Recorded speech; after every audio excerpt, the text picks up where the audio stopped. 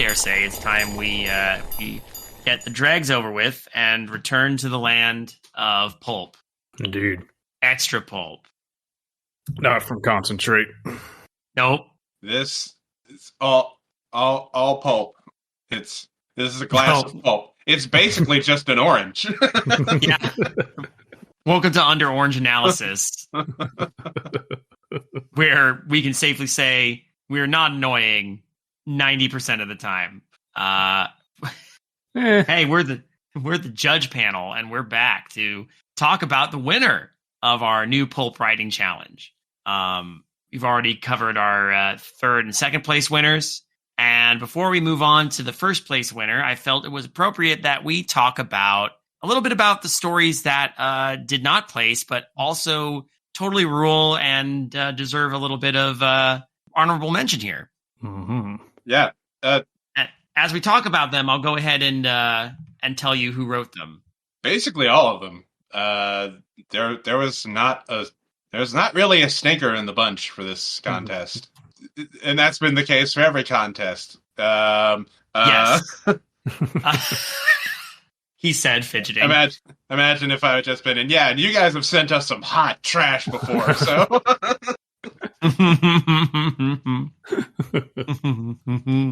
Well, trash or no? I mean, well, you have literally sent us hot trash before. Remember the right? I made the it garbage a whole contest. Yes, the uncanny garbage. Yeah, exactly. That was a good one. We also did challenge people to try and write unofficially. We did challenge people to try and write like short story one. So that is also a thing that happened once, which led to people doing drugs at 4 a.m, which I do not. Everyone listening, just to reiterate, hey, don't do drugs and then write a story and then send it to us. At least don't tell us you did that. Thank you. We don't want to be culpable if anything comes up. Yeah. That said, let's talk a little bit about the other stories, though. So the first one is Castle of Bones. Okay. This was actually pretty high on my list, I will say, in terms of my enjoyment of it. This was like over the top pulp fantasy, a la like Robert E. Howard, Conan, kind of, but even crazier than that. And I really enjoyed it for that reason. Yeah, my note here says feels like a Frank Franzetta painting, and just really immersive. I really liked the imagery and the setting here, and it initially was very, very high on my list for a while. I think come on. I think there's just lines in there that I'm reading and it just brought me glee. Like the whole thing about like, she was only, our main character who is totally suffering from main character syndrome, described as like, she spent 5 days slowly killing a dragon god. And that was how she got her start. And I'm like, this is so good. Yeah. Just over the top. Absolutely over the top. Yeah. I like this one a lot. I think, ultimately, I said I really, really like this. It's not quite the pulp I was looking for, is maybe why I didn't rank it quite as high as I did the other ones. But that's just a qualifier I had to put on in my rankings as I was. Yeah. Yeah. Mm-hmm. I felt it was. It is like, I think it qualifies as pulp, absolutely. But it definitely is. I think you'd find it in like a longer story. You wouldn't find it necessarily in a magazine like Weird Tales or something. But that's honestly neither here nor there. Like the artwork in my head for this story, if that was on the front of a book, I would totally buy it. So I just really, really want to again praise just the world building and the imagery and the description of combat and all of that. It's really, really fun. Yeah, this was super cool. I had fun, and I could just it was very visual for that reason. Mm-hmm. And the visuals were super cool. I almost, you know what, if this was animated, I can almost picture it like Aeon Flux. Yeah. Totally. Yeah, just in that style. That would have been sick. So that one was, well, do you want to take a stab at who you think might have written that, or should I just give it one to you? Zath. Yep. It was Zaf. Zaf, you killed it. It was awesome. Really, really, really, really good. Yeah. Oh, really good. Next is Midwinter Murders, Intrigue, and Old Flames. I appreciated this for being a proper gumshoe noir story with a lot of very heavy queer themes in it. Yes, nailed. Absolutely. Like, my first note is nails film noir detective. And I get the feeling that whomever wrote this, really likes that type of story. I'm guessing, of course, but it hits all the correct beats. It has the same pacing. The dialogue especially is very convincing without sounding kind of hackneyed, which a lot of modern things do, I think, when they try to portray noir. But another one where I just had like a very convincing visual in my head for the most for the most of the time that I was reading it, and just very accurate, very convincing. And I have a note saying it's really difficult to come up with criticism here because it's just so good at what it does. It is. Yeah, 100%. This was more the pulp tone I was looking for in general. Yeah, I know pulp is a very broad term. I think it's, all that is absolutely applicable. And this is the kind of story I was reading it, and you can almost hear the like mute trumpet and the LA Noire soundtrack comes on. And you smell the cigarette smoke, see the blinking neon light outside the gumshoes office, that kind of thing. And again, I liked it because it was kind of sticking with, I think, what we talked about, where he said, like, hey, these stories can be have a noir vibe and be really couched in that, and yet not have to delve into the more problematic elements of what a noir story can be. And this one was just fully embracing the fact that you just had, queer characters left, right, and center, and it didn't make a big deal out of it. But I really liked that. I really liked that there was all these different affairs going on and different, love triangles, and even like some identity reveals in the story that were, surprising, but also they weren't played as like, oh, well, that's, because of the era, it's like, yeah, that's bad, but I mean, a little bit, I guess there was a little bit at the end with the kind of final twist with that letter to the lead character saying, I know this about you, that kind of thing. Yeah. So, and in that instance, it was cool. I think for me, the only real criticism I have, there's a certain point where I was getting lost about who was the one behind the mooks that were trying to bump off our lead on a couple different occasions. I think I got lost in the weeds about who that was, but it is, for the most part, other than maybe that one detail for me, and maybe I lost it in the reading, they're very, very tightly crafted noir, and that's what makes it so good. So yeah, similar criticism. I think about 3/4 of the way through, I did get a little bit lost of who was talking to who about what. And we had some scene changes that maybe could have flowed a little bit better. But it all does get nicely wrapped up at the end. And it almost kind of felt almost like soap opera-ish. And I mean that in a good way. Like, it strikes a tone that is melodramatic and very just pleasing to read. And I think that also can be a very quintessential element of pulp. So it nails that as well, in my opinion. Draws you in and keeps you there in that smoky, boozy, gray area. I actually looked up a YouTube playlist of noir, like neo-noir music, and put it on when I was reading this one just to get me in the mood, and it worked very well. Oh, that's awesome. So this one was written by Max. Oh, shit. Yeah. Excellent. Good job, Max. Excellent work, Max. Next is Let the Cold Wind Blow. Okay. Now, I thought this one to me felt like, since we talked about art and relating this to art, this was a Norman Rockwell painting that, with a dark twist at the end. That is perfect. It has some really beautiful narrative visuals of like this late 40s, early 50s feeling, like, white picket fence, Americana, domestic, and even like in part of it, and the other part being like the old farm where the characters grew up, and it had a good. I had a very interesting ghost story kind of twist at the end of it that I liked. Again, written very well, and really drawing, using the word choice as well to draw you into the visual element of that. And again, that's where Pulp, I think, really shines, is painting a narrative picture if done well. And this did that in spades. And again, I feel like me and Kayla have been during this season putting on a lot of fall playlists in the background of like old vintage fall music and stuff like that. And it's got these images. Thankfully, we have to unfortunately, we're living in an era where we have to vet and see if like, oh, is that AI? No, that's a legit image. Okay, good. We can watch this one, A lot of the images that we are looking at evoked, in my mind, the vibe of this story. So this story is if Norman Rockwell and Thomas Kincaid had a baby, and that baby read a lot of Goosebumps as a kid.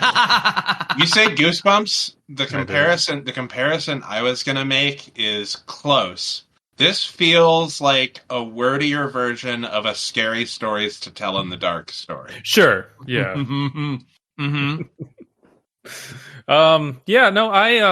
It's a good story. My main criticism is it didn't feel, I think, as pulp as it could have been. Right. And but like that being said, if this was a different contest, this probably would have been in the top 3 for me. This is like, anyway. I think I would couch it in a territory where I'd say this is almost like cozy horror. Yeah, for with sure. Extra emphasis on the cozy. Yeah. And it's very. I kept thinking about The Lovely Bones when I was reading this, which I haven't read since fucking middle school. But like, I don't know, for some reason, I just kept thinking about that. And yeah, no, again, good story. None of these are bad. This is a good story. Just it could have been a bit more pulpy. Mm-hmm. Yeah, I was just thinking of Bones while we were reading this, but I have a crush on David Boreanaz. So who doesn't? Anyway. This one was penned by Rebecca. Oh, okay. Oh. Gotcha. Yeah. And Rebecca admitted that this was like super last minute, but got it done. And I think you should be proud of what you got us even in the last minute. So thank you so much, Rebecca. Yeah. I wonder how many of these were submitted at the 11th hour. Most of some way closer than others. I know that. I know how that goes. Yeah. I'm the opposite. I tend to just write this shit way too early and submit it way too early. But whenever I participate, but I totally understand like stressing about it and trying to make sure it's perfect. All right, moving on. I think the last one that we haven't spoken about, the first place being accepted, of course, is The Spawn of the Iron Fiend. A good, like, kind of broad mixed bag of stuff. You got kind of a crime, you got kind of a heist thing going on. Yeah. This one, I had it in my notes. This felt kind of like a pulp pastiche. Yes. Yeah. Which is great. That's a really, really solid direction to take this contest in. Mm-hmm. I was gonna say it started kind of this like breaking and entering crime thriller that then became a almost like ghost story, but with like this great more eldritch element that got worked into it, and it turned into a proper horror. And God, again, there's some really cool visuals in this one, particularly in the Iron Fiend itself, which is, spoilers for anyone listening, it's an uber powerful medieval Iron Maiden of some kind, which is pretty neat. I had images of like 1930s exploring Egyptian tombs, and then like something pops out the wall and starts, chasing our characters. And that was just very enjoyable. I was hoping that someone would, maybe if not doing that exactly, would kind of try to entertain that element of pulp. And I'm very happy that happened here. and I think I've already said it, but like I Pulp has there's a lot of variety to it, and I was hoping that everyone who submitted would find their own arena and pursue it. And for the most part, that definitely happened. Mm-hmm. This one also kind of got kind of surreal, which I liked about it. Like the exact powers and the of this thing and the way that it influences the lead character and fucks with everything around them was very cool. Especially I like the ending kind of just through kind of what we learn about this thing. It feels both complete and incomplete in a good way. Like, you know what's going to happen. It doesn't have to be spelled out for you. Yeah. Yeah. And this is one of those ones where everyone is fucking doomed. Yeah. I think that only leaves one more story, and that would be our first place story. It would, but would you like to know who wrote Spawn of the Iron? Yes. No. Okay, so let's go ahead and move on. No, this was you son of a bitch. No, this was our old friend Isaac. Oh, wow. Oh, all right. Damn. Yeah. Good shit. Good shit. Thank you, Isaac. This was a romp. I enjoyed it. Mm-hmm. But our first place winner. Let's talk about our first place winner. And once again, I want to say thank you to everybody who submitted. Everybody. I had such a good time reading all of these. Y'all are way too fucking talented. I sometimes feel like we don't deserve to get some of the stuff we get. And then I remember, wait. I mean, the fact that you all enjoy this dumb show enough to give us these stories is a testament to something. So I genuinely appreciate it. Mm-hmm. But on that note, our winner, as you probably saw in the title, Ken Washington, The American Hammer of Freedom in Justice for All, Part 17. Man waits for no time. Oh, thank you. The tagline is very important. I was opening the document file because one thing I did notice is on the more formatted one, there's actually a bit in there that got, I think, cut off in translation. So I had to go to this one to make sure I got the complete narrative picture. Yeah. But I will say, again, not purely based on aesthetics, but I appreciated that the author of this one also included some fun illustrations. Absolutely. Again, just a nice touch. All right. And this was, as we've already established, the other stories in the competition were Abysmii and Alan's number one picks, respectively. This one was mine. For a while, this was my number one, actually. And it hovered around the top three pretty much the entire time. Yeah, we had some seriously long debates about what we wanted to put at the top, and just this was. Let's let the story speak for itself. Absolutely. All right. Do you mind if I start us off? Go ahead. Okay. As established, the title: Ken Washington, The American Hammer of Freedom in Justice for All, Part 17. Man waits for no time. Previously. After crushing the armored Soviet automatons guarding the innermost reaches of the labyrinthine Uber-Kremlin stronghold, Ken Washington, the United States of America's foremost consul agent with the UTI, Unified Terran Initiative, finds himself at the steel doors behind which hides the vile red totalitarian Igor Nenevist. The cowardly Marxist escaped with the help of his automated grain and vodka-fueled robotic guards and has battened himself in his subterranean bunker. We rejoin our hero in the towering armored doors when... That opening paragraph is so fucking strong. There's something we have to get out of the way with this story. We have to be aware. We have to acknowledge the terrible precedent we are setting by having this shitpost win the contest.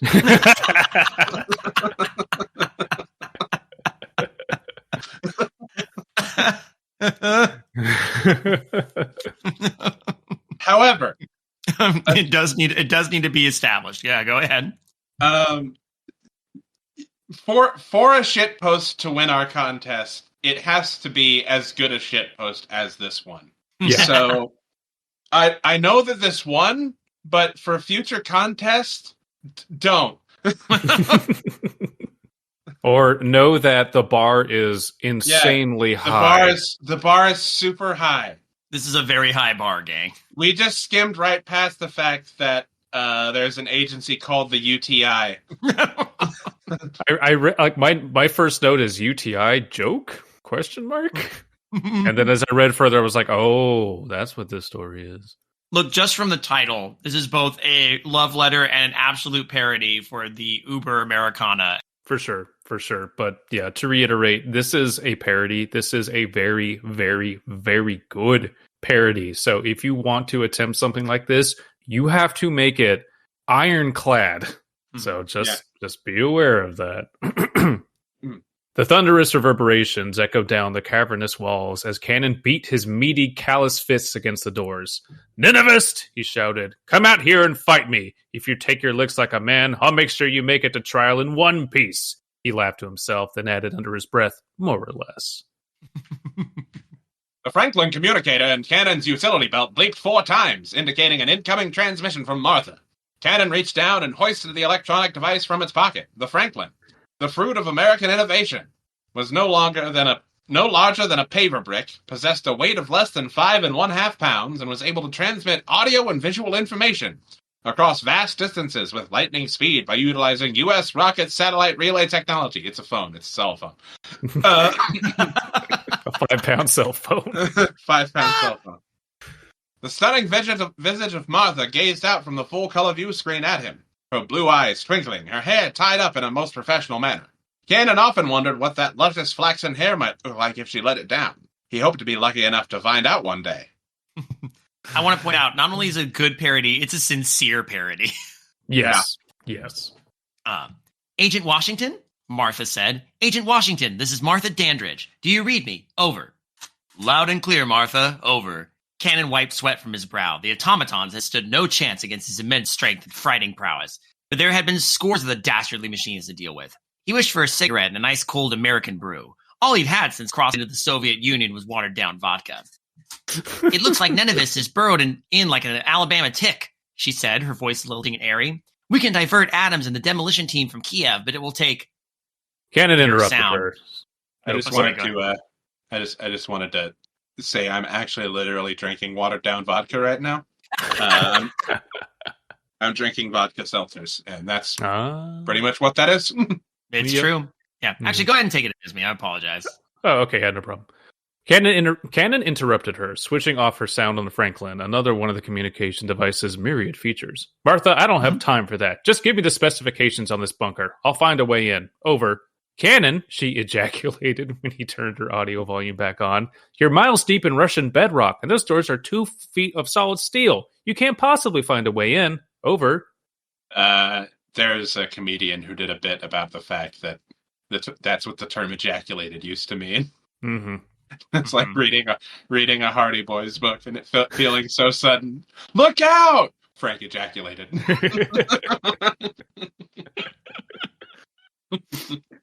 Jesus!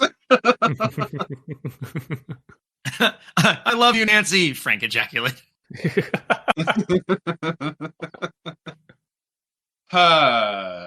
Easy, sweetheart, Cannon said with a hearty guffaw. "Remember who you're talking to, little lady. Over and out." Then she remained silent. He saw the traces of a smile begin chiseling its way through the stoic and businesslike expression she always endeavored to wear on her handsome face. When she tenured out of the UTI at age 23, she'd make some man a go and Cannon had a man in mind.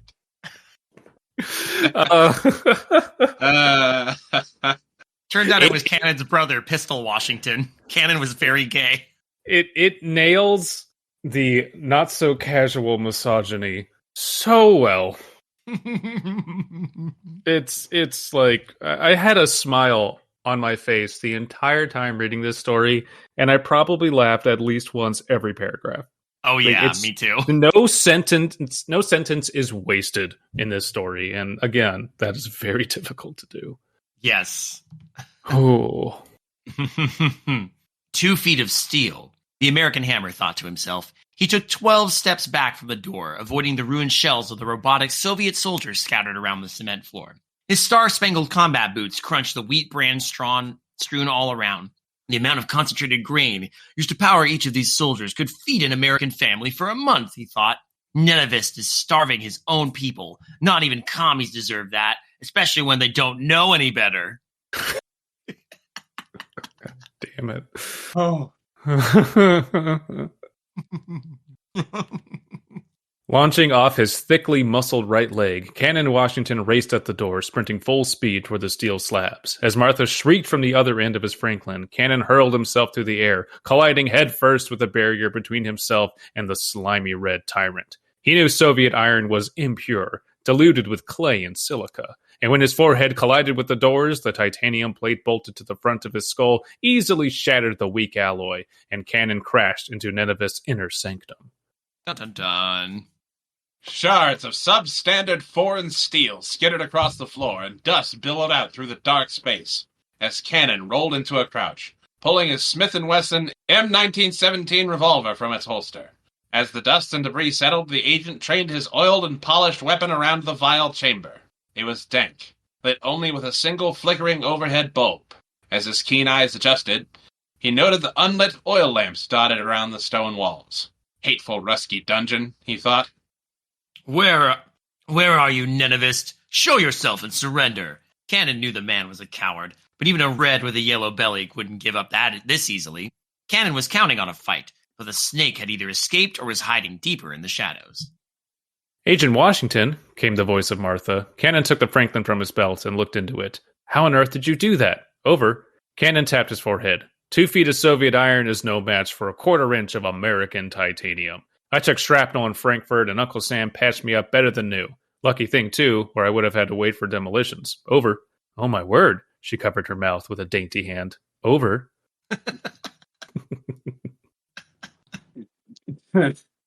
Over. Roger. Roger. Set the vector. Roger. Get me a position on Nenevist, Cannon said, stalking through the dimness of the room. There was light coming from the rear of the chamber, so cautiously, Cannon headed in that direction. Pardon me. Listen to the Jameson tapes. If you want more burp on mic action. Yeah. Agent Washington, I'm sorry, there's no reading. Over. What? Over. This came into this room. But he's not here now. According to our sweeps, no one is in there except for you. Over. That can't be. Oh. Sorry, no. That's going to line up. We'll see if it does. No, go ahead, Alan. I'm sorry. That can't be, Cannon said, kicking the wall, sending dirt and moss flying. He ran a hand through his wavy brown hair, sighing through his teeth. Over. There's something here, but it's not alive, Martha said, a hint of shame in her voice. Over. Thanks, doll. I know you're doing the best you can. Over. Martha blushed on the full-color screen. The radium Doppler's picking up something very near to your position. Head due west and you should see it. Over. I think I see it already, Cannon said. He holstered his weapon and walked toward the strange verdant glow in the rear of the room. As he got closer, he saw the source was a large mechanical apparatus. 2 10-foot-high columns of yellow metal adorned with dials, switches, and buttons. Wires of all colors dangled from the shoddy welds of the corners, and vent gates puffed bursts of fetid air. Between the columns, and probably suspended, was an endless waterfall of shimmering green particles. This must be some kind of gateway, a portal for quick travel. Over. I can't get any kind of clear reading on it, Martha said. You ought to lock down the area and wait for Professor Jefferson to arrive and take readings. It could be dangerous. It could be atomic. Over. Cannon grimaced. So much red tape. He had a job to do, and waiting wasn't part of it. He needed to find Nenevist, and this strange machine was the only lead. What's the word, honey? What can you tell me about this thing? Over. Martha clacked at her keyboard, scrunching up her face. If she keeps that up, she'll get lines, Cannon thought.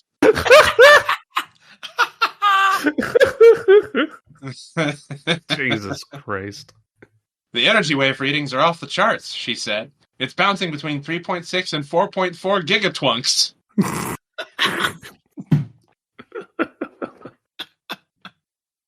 3.6 Ronkin.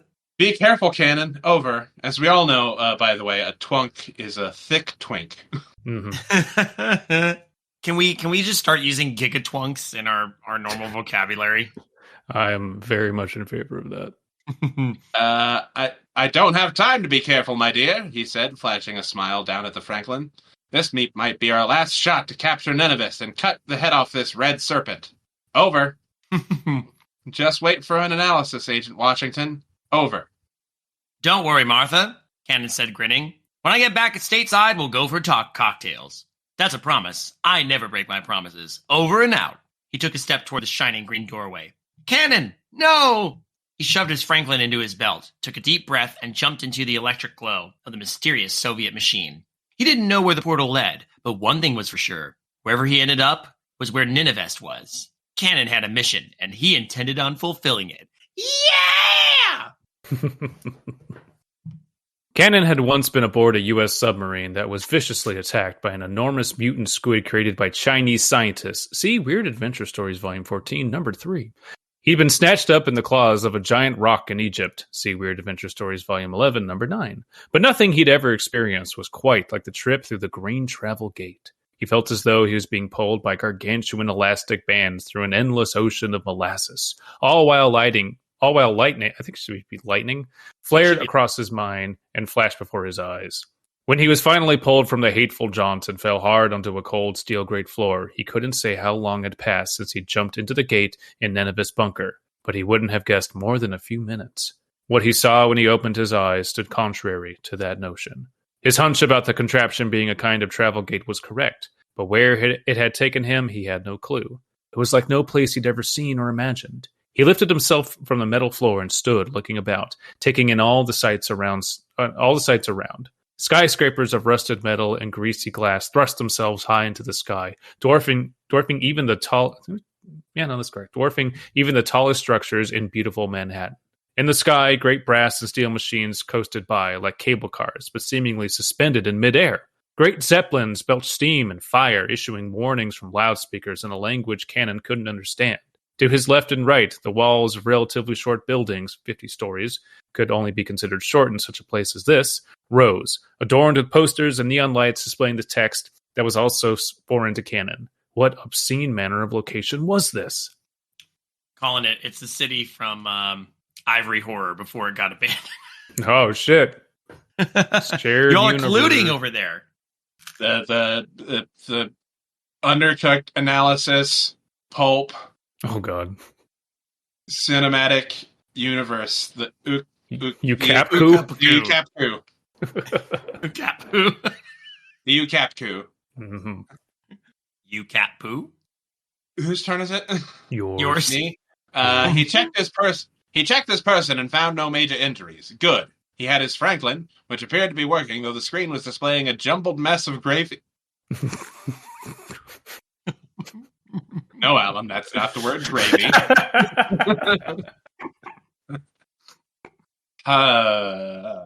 What? Are we all hungry? Is that what's happening? Well, one of us is drinking watered down vodka.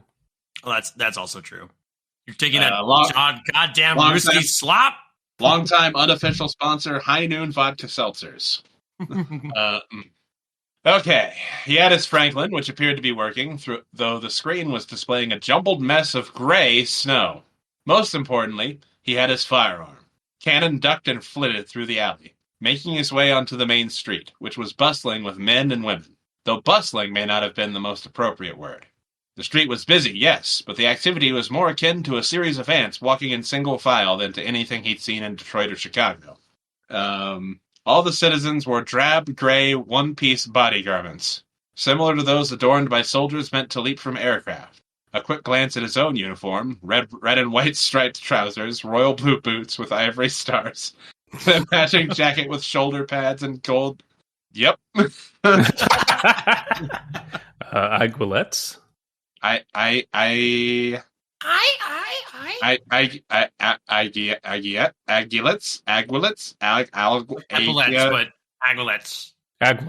Alouette, Gentil Alouette. Okay. Tell me how to pronounce it, Google. Here we go. Need Google's help. Aguilette. Aguilette. Aglet. Look, it's French, so stupid. Half of these letters don't mean anything. French is dumb. We're calling you out, the French language. I'm feeling very This is an American story. This story has me feeling very patriotic. Mm-hmm. Fuck the French language. Was all he needed to realize he stuck out like a poppy in an onion patch. It's a hell of a sentence. Mm-hmm. Hundreds of pairs of eyes locked onto Cannon as he darted across the lines of marching gray drones. None of them broke ranks or missed a step, but they all watched him in his desperate retreat. Cannon rushed, slipping between monochromatic marchers, vaulting over the heads of the shorter ones as he crossed the street. Before he ducked into a rusted chrome alley on the opposite side of the boulevard, he grasped one of the marchers by the shoulders and spun them toward him. "I'm somebody's mommy!"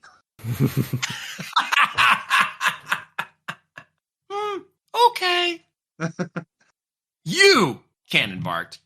He did.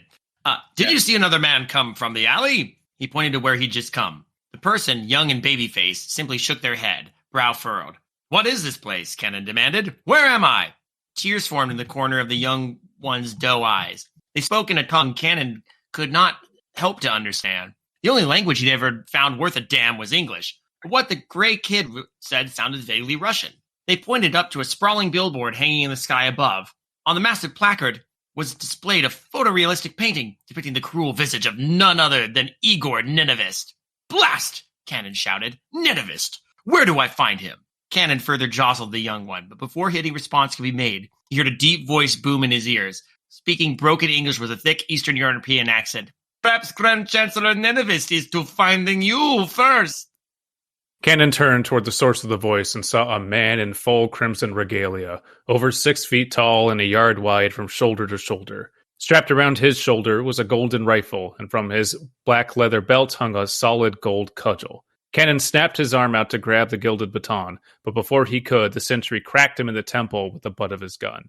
If he'd aimed for the forehead, Cannon would have been fine, but when the buttstock collided with the side of his skull, he dropped like a sack of Idaho potatoes. I love this country. My country, 'tis of thee. Cannon's head throbbed when he finally regained consciousness. He looked around and came to the realization that he was in some kind of vessel. All about the space hung large screens displaying maps and an eclectic array of indecipherable information. Huge banks of buttons and other mechanical apparatus lined each wall. It was like a submarine, but far, far more advanced. The place looked as though it may have once been white and sterile, but it had fallen into disrepair. The technology on display rivaled what was in use in America, but the presentation left something to be desired. No sense of pride. Watch the Jameson tapes. But if this was a Soviet land, and Cannon was sure it had to be, how did they even get technology like this? The UTI had no intelligence reports about anything this advanced existing outside the United States. As far as Cannon knew, the Ruskies were still using horse-drawn carts to ship vodka into their ghettos. My God. Oh, the jingoism. Oh. Mr. Washington, said a voice from behind Cannon. He tried to turn, but found he'd been lashed to an upright slab, his wrists and ankles strapped with stainless steel bands. Show yourself, Cannon shouted. From behind walked the tyrant, Igor Nenavist. He stood before the American agent, sneering, displaying his crooked yellow teeth. It seems we meet once more, Washington, after all this time. What do you mean? What time? Cannon growled. Where am I? Who are you? What time is it? I just chased you into your coward's bunker not 10 minutes ago. He struggled against his restraint, sweat rolling down his broad, bare chest. They'd stripped away his beloved Old Glory jacket. Not the jacket! Those bastards. Nenavist laughed, his voice rasping and reverberating off the rusty walls of the chamber. In a sense, yes, for you and I very little time is having passed at all. Yet the portal my brilliant Soviet scientist construct has launched us 50 years into the future. Baloney! Cannon barked. You Ivans can barely keep your warheads from detonating on your own soil. There's no way you have that kind of ingenuity. Just look around you, Mr. Washington. Cannon did. He could explain away some of what he saw, but when he remembered the lines of marching gray drones with nothing but emptiness behind their eyes, the massive airships, the towering skyscrapers, it became harder to deny. The Soviets had somehow constructed a portal to the future. Cannon didn't know how or why. He only knew he had to complete his mission. He had to apprehend Igor Nenavist and bring him to justice for his crimes against freedom. Freedom spelled with a capital F. Hell yeah. America, fuck yeah. Fuck yeah. What's the meaning of this? Said Cannon. What kind of future could this be? This is future, Nenavist said, giggling. in which the American Hammer of Freedom failed his mission to take down Igor Nenevist and was never heard from again. Welcome to Soviet Republic of Zemlya, or as you know it, Earth. There's no way in hell.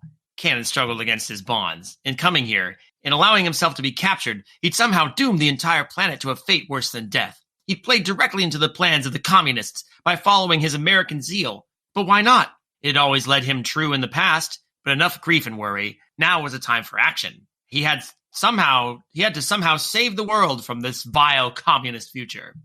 As consolation for your tremendous losses, began Nenevist, I am prepared to offer you an all-expenses-paid trip on latest and most advanced rocket ship in all of Soviet Republic. A trip directly into the sun. The tyrant produced a device from his pocket, no larger than a playing card.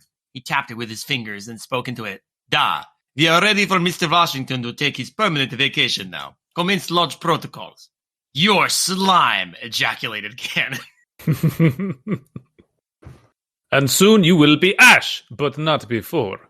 Nenevist reached into another pocket of his long coat and pulled a hypodermic needle and syringe. He advanced on Cannon, sticking the needle into his muscled right arm and drawing a hefty helping of American blood. The only red Cannon had in him.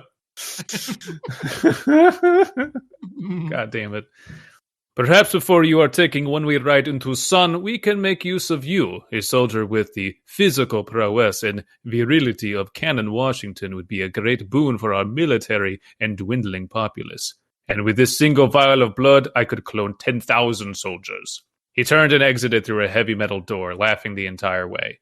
A moment later, Cannon was sealed into the Soviet rocket bound for the golden, life-giving sun, which would soon be taking his life if Nenevist got his way. Quickly, but not in a panic, Cannon jerked his head around, looking for any clue as to a way out of here. First, he had to free himself from the iron shackles. Iron. Soviet iron. I can only hope, he thought to himself, that 50 years hasn't affected their lackluster infrastructure standards.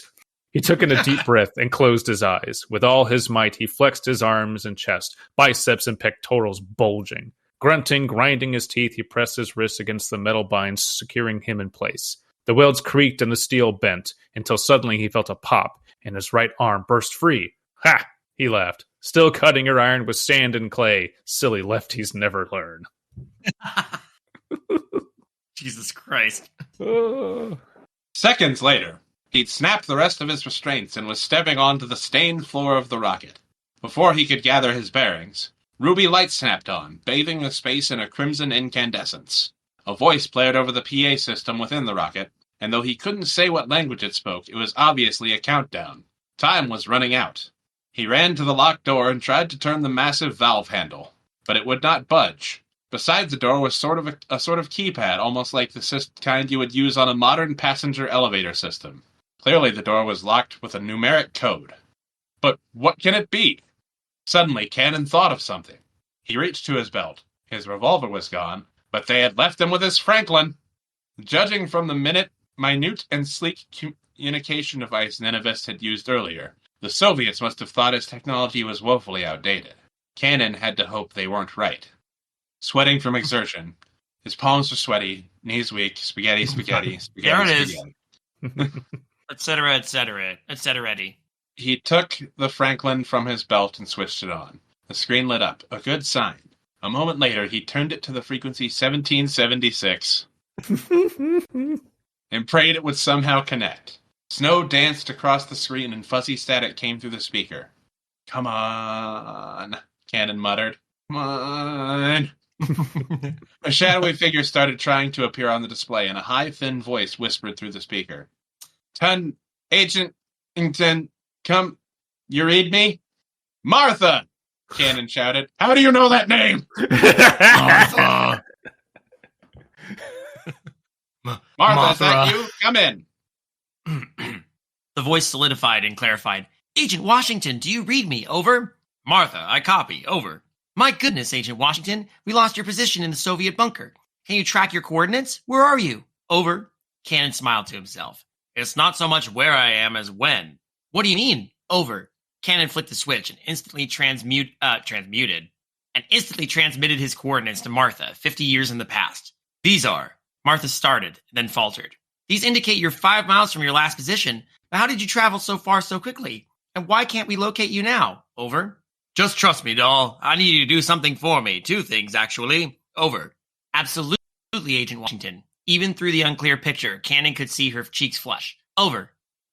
First, after I finish this mission and Uncle Sam seizes control of the Uber-Kremlin, I want you to take a trip here with me sometime. Bring that little Saturday night special they give to all the ladies in the office pool, and we'll leave it in an American steel case in a sewer drain near my exact coordinates right now, okay?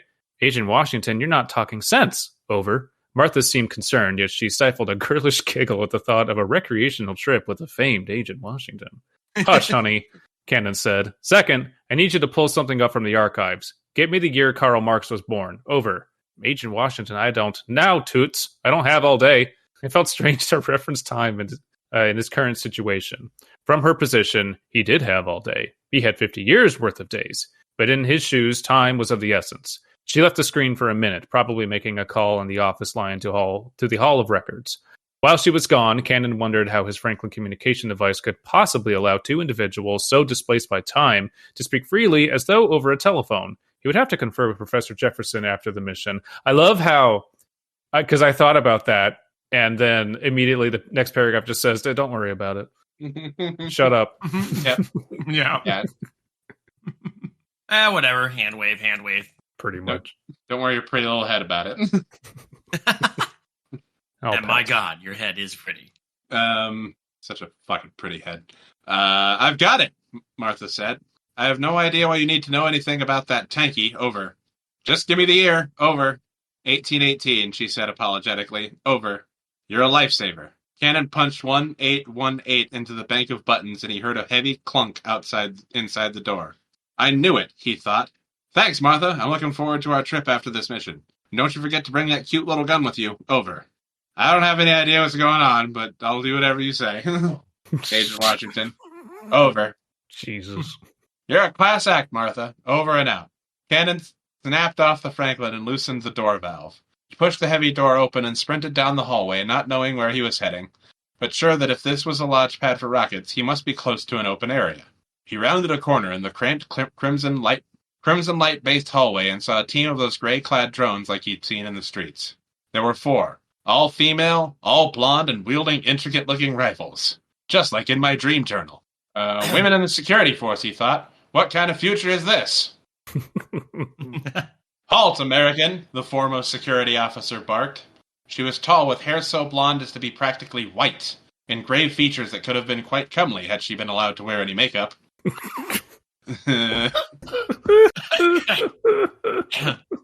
As it was, her visage was severe and homely in her gray jumpsuit. A true Iron Woman. Cannon stopped as the security team got in their sights, then leapt and grasped an overhead pipe.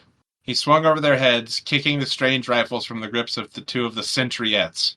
Landing on his feet, he turned with lightning speed and disarmed the 3rd, but the Iron Woman still held him in her sights. Easy there, little lady, Cannon said. Not quite good enough, Yankee swine. She raised her weapon and pulled the trigger. Click. What luck! Of course the shoddy Eurasian workmanship was subpar. God! Though he guessed that in this world, the par had been significantly lowered. He grabbed the barrel of the gun and twisted it from the hands of the iron broad, spinning her on her toes in the process. Before he sped down the hallway, he gave her a firm smack on the rump. She turned and scowled at him, a blush rising to her cheeks. That's a fine look for you, Cannon yelled down the corridor. A little rouge does you good. Cannon sucks so bad. We hate him so much. Turning another corner, he spotted what had to be an exit door. He rammed through the slab with a meaty shoulder and found himself outside in the rusty urban tundra. Smog belched from factory stacks all around, perhaps manufacturers of the useless weaponry that had saved his life moments earlier. Bright red neon lights flashed messages he could not read, but knew were meant to quell resistance and sap liberty from the public.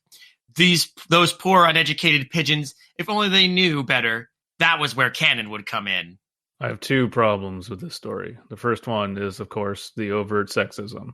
The second is saying that Eurasian workmanship on rifles is subpar. AK-47s can be dumped in a swamp and then taken 20 years later and still work. So, True. I don't know about that. This is United States propaganda. Come on now. Very true. Very true. This is some delicious propaganda.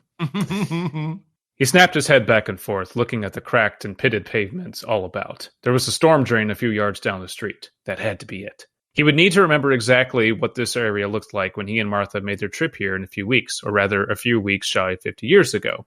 Thinking about it all made Cannon's mind hurt more than the headbutt through the poorly made steel doors earlier. He ran to the gate, crouched, and stuck his hand in. After a few moments of groping in the dark, he pulled out a cold metal case. He wrenched it open, popping the steel rivets from its closures and revealing the tiny 3-round Smith & Wesson pistol inside. He had to pray it would still work, but chances are, even after half a century's time, it would. Hardy American manufacturing could outpace a few years of disuse. Washington! Shouted a shrill voice from the speaker of a massive aircraft overhead. It was a cross between a Zeppelin and one of the Whirlybird-designed flying machines he'd seen tested in Nevada. Horizontal propellers and dozens of gas sacks kept it afloat. It was closing in on Cannon, lowering and pointing immense gun turrets his way. I thought you might be escaping somehow, so I decided to wait for you out here. It was Ninevist. Cannon needed to apprehend the man before returning to his own time. One of the gun turrets fired a blast of pure red light toward Cannon. He jumped and rolled out of the way, tumbling across the pavement, scraping his toned and tanned skin. He got to one knee and took aim with Martha's 50-year-old Saturday Night Special. Before he could test fire it, the rocket he'd escaped, the one he'd meant to die on, started its launch. A shockwave blew Cannon to the ground, but luckily, it also shook the airship where it floated, knocking the next concussive light force turret shot off course. Damn! Cannon shouted. Goddamn! He stood, gazing up at the Soviet airship, which was charging its weapons for another heat ray attack. The rocket, adorned with hammer and sickle, soared higher into the air, traveling slowly and steadily toward the sun. Sighing, the American hammer stood and raised his arms. All right, Ninevist, he called. You got me. I surrender. In response, Ninevist only laughed over the broadcast system, as Cannon gazed up at him, standing on the deck of his warship, laughing into his microphone receiver. Cannon began laughing as well. What is so funny, Yankee? Ninevist asked, grimacing, face wrinkling like dry leather. Just this!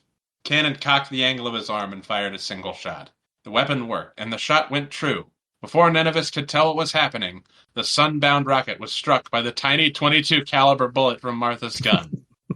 The minuscule lead slug nicked the dorsal wing of the rocket, knocking it off course, sending the massive craft spinning end over end before settling on its new track. A direct course for the Soviet airship. I was on board with this whole thing for most of it, really enjoying it. For some reason, this was this moment was oh, fuck yeah, this is... It's so stupid. I love it. It's great. Ninevist screamed from the speaker, Abandon ship! Abandon ship! Cannon, you swine! The rocket crashed down, tearing the airship to pieces before erupting into a fiery maelstrom of burning gas and twisted metal. The Soviet tyrant leapt from the hellish airborne inferno, still screaming as he pulled the ripcord on his parachute. Cannon raced to where the communist leader would land, keeping his weapon trained on Ninevist through the whole descent. One of the straps of the communist parachute snapped. More shoddy workmanship from the land behind the global Iron Curtain. The Soviet dictator fell the final 10 yards to the ground, hitting the pavement hard as flaming debris peppered the street all around and ash floated to the earth. Cannon raced to where Ninevist lay and aimed the tiny gun down at the man. I've got 2 more shots, commie. One might misfire, but if I were you, I wouldn't try my luck. Igor Ninevist looked up at his enemy with frustration and agony on his face. Freedom fighter, he scoffed. American pig. Oink, oink, comrade, said Cannon. A quick jab to the jaw had put the slimy Soviet serpent to sleep. That's some damn good alliteration. And Cannon carried him on his shoulders through the streets of the neo-Uber-Kremlin. Scared citizens backing away and pointing, breaking their ranks at the sight of their time-traveling leader in such a sorry state. It took the better part of an hour, but Cannon found the alley where the time gate was hidden. The whole way, no citizen made any attempt to stop him or save their leader. The scared, oppressed masses were showing their true colors. Maybe under different circumstances, they would have made proud American citizens. Cannon was going to see to it that happened. When he got back to his own time, it would erase this temporal anomaly, and he'd set the world right, like he always did.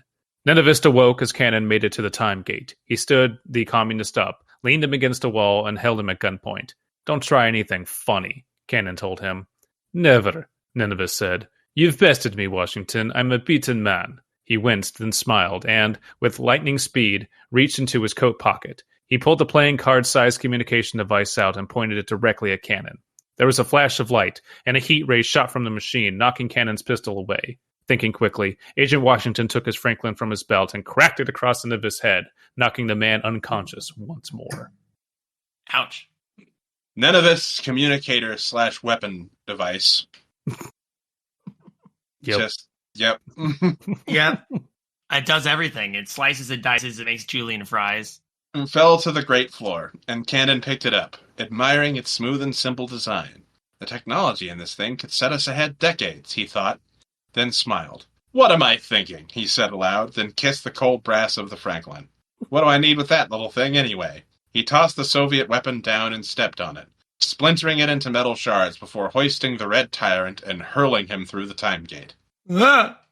"Agent Washington," said the voice of Martha through the Franklin communicator. "Where are you?" After a moment, she corrected herself. "I mean, when are you? Over." Cannon looked down at himself, then at the time gate behind him. "I'm right here, right now." "Well, I'm glad to hear that," she replied, smiling. "When are we going to take our little trip? Over." Before Cannon could reply, a huge explosion shook the bunker. A flaming chasm opened in the ceiling, and a jet crashed down into the underground space, destroying the portal before exploding into smoke and fire.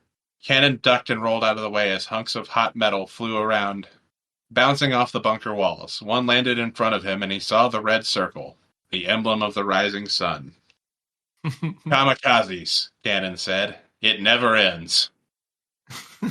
"Agent Washington," shouted Martha. "Are you okay? Over?" He rose and looked into the Franklin. "I'm fine, Martha, but we have to postpone that trip for a week." "Kamikaze attacks on the Uber-Kremlin? What could this mean? At least the American Hammer of Freedom, Cannon Washington, is back in his own time, safe and sound. What will our next installment hold for our hero? Be sure to stay up to date with weird adventure stories to find out in Justice for All, Part 18, Kamikaze Mania.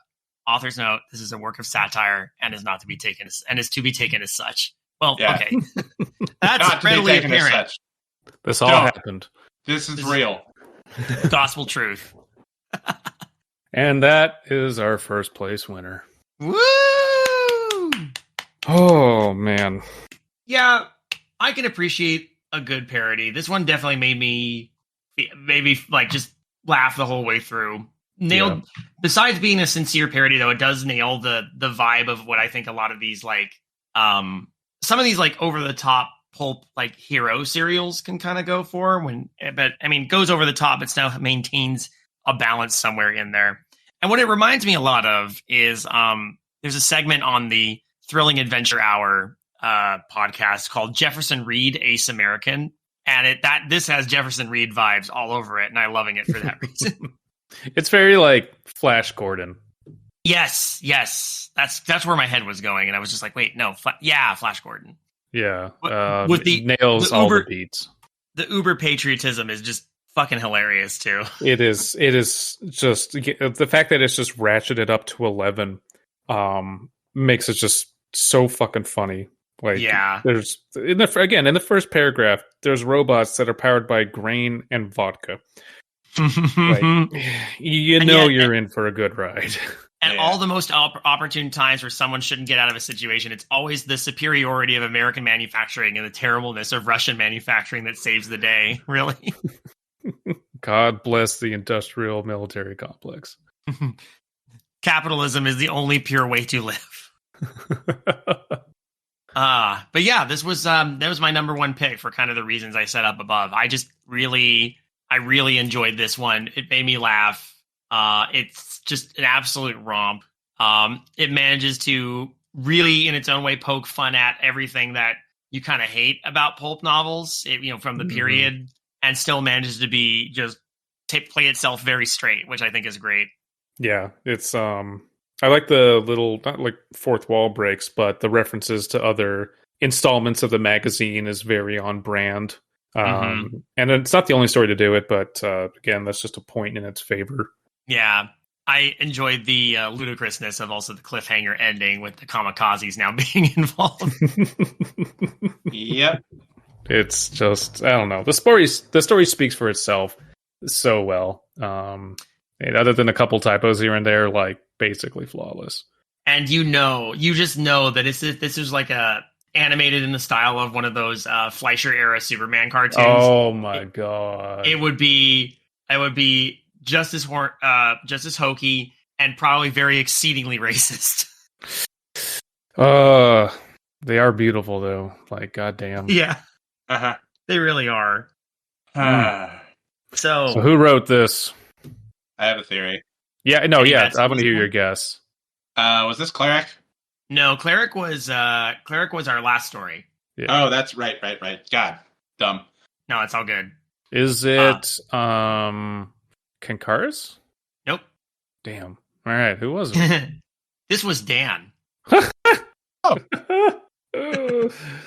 Damn, Dan. Yep, Dan is our winner. Wow. Congrats, Dan. You earned it. Congratulations. Your check will be not a check. It'll be sent to you digitally or something. And now that we've got this episode out, we can actually talk to all the winners and be like, hey, everybody, here's your winnings. Thank you for your patience. Honestly, everyone, once again, thank you for the submissions and big ups to our winners and extra big ups to us for surviving this, I guess. Our next competition is going to be a 2-sentence competition because these are fucking long. Yeah.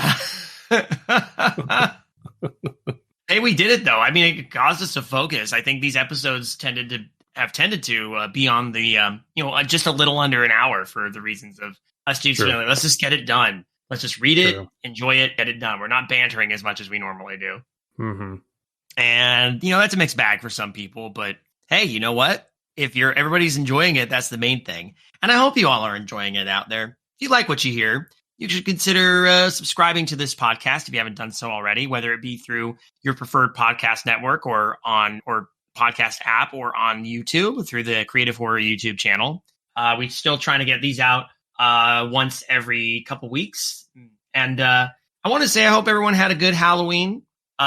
We normally have, it seems like in the past, we've had stuff ready for Halloween. This is actually the first year since 2013 I haven't done a creative project on Halloween, like Midnight Marinara. So it's been a little weird, but I've kind of enjoyed the extra downtime for that. And I've enjoyed doing this writing challenge kind of in the interim of that. If you want to support the show, you can always go to our Patreon, patreon.com/creative horror. All the creative horror shows are supported by your donations to that, including the Jameson tapes, which has a new episode coming out the 13th of this month. Hell yes. Any hints? It's Frogman. Oh, okay. Frog time. It's a movie called Very Frogman, curious. and we watched it. It's amazing. Okay, I'm looking forward to it. How's that for a hint? It's not a hint so much as that. Well, actually, it's a very big hint. The biggest hint. It's like and we will be getting back to Dr. Satan pretty soon here. That's right. I think we'll be picking up on Dr. Satan again almost right away. Pretty much. Probably. Yeah, knowing us, I do want to. We only have a few stories left, so it's time to see how Satan concludes. I'm not done with the pulp yet, gang. This is just making me feel more jazzed to read more. Yeah, absolutely. All pulp, no juice. Oh no! Oh no! I remember where that's from. Yeah. Hey, Craig. It's about Craig, take me away. Craig, take me away from here, please. Craig, take me away. Good evening, intrepid listeners. This is the Pasta Shade, the host of Midnight Marinara, and this podcast is part of CreativeHorror.com, a network of podcasts and creators working together to build a constructive community of horror fans. For more content like this, visit us at CreativeHorror.com.